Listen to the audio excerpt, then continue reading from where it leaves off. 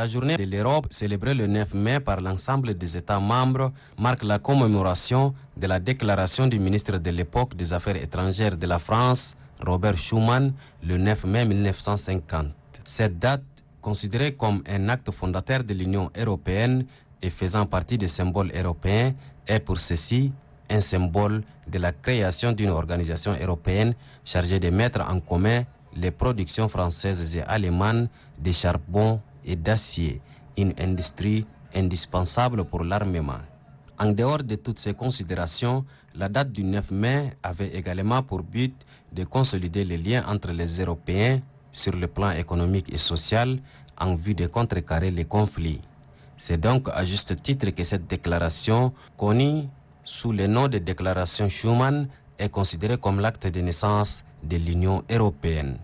L'occasion pour la secrétaire d'État aux Affaires étrangères, aux Tchadiens de l'étranger et à la coopération internationale Isabelle Housna Kassiré de prendre part à ce rendez-vous historique célébré par cette organisation européenne.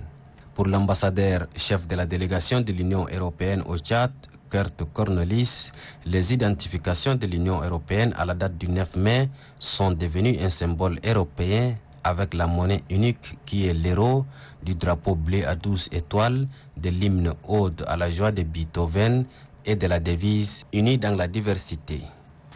C'est avec satisfaction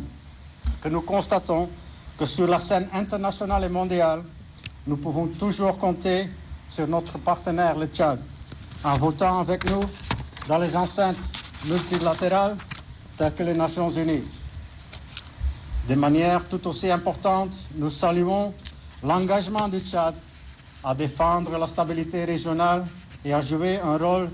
diplomatique actif dans les crises émergentes de la région. Cette intégration politique et économique des États membres de l'Union européenne garantit la paix obtenue grâce à cet effort collectif, soutient Kurt Cornelis. Car, dit-il, l'évolution constante du projet politique fait de la déclaration Schuman la véritable genèse de l'intégration européenne.